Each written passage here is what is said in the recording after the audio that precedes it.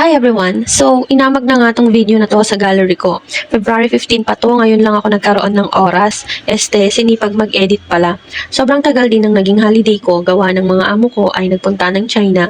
Bale, February 16 pa lang sila dumating. So that day, naglinis lang ako sa bahay nila and then around 12 o'clock, lumabas na ako para umuwi.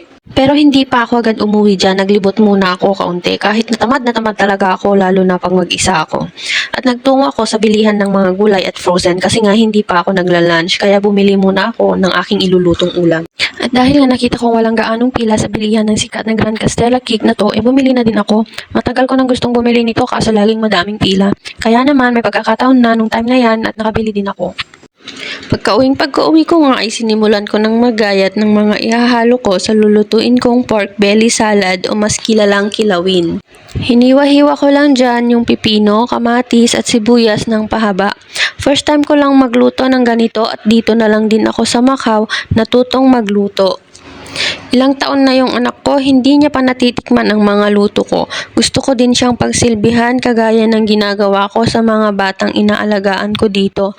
Kaso sa hirap ng buhay, mukhang matatagalan pa para magkasama kami na ako naman yung mag-aasikaso sa kanya.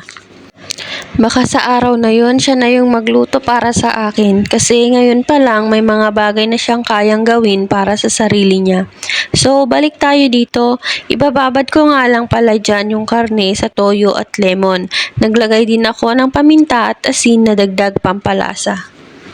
Ibababad ko lang yan ng ilang minuto, gawa ng ako'y gutom na sa mga oras na yan. Nagsaing lang ako ng kanin, saka ako na din sinimulan magprito.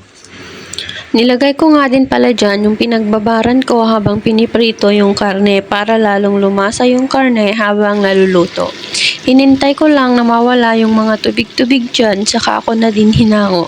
Yung tipong gutom na gutom ka na pero yung naisip mong lulutuin, yun pang matrabaho. Grabe talaga yung paggawa ng content, no?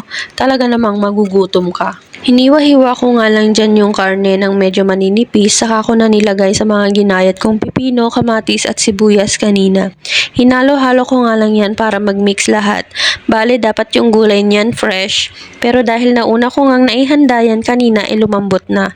Pero okay lang din naman, importante malasa pa din at hindi ko na yun problema kasi gutom na ako. Sa mga hindi pa nakakapag-try ng magluto ng ganito, try nyo na din. Masarap na pang ulam, masarap din pang pulutan. Char. Tara, kain tayo. Bye! Thank you for watching!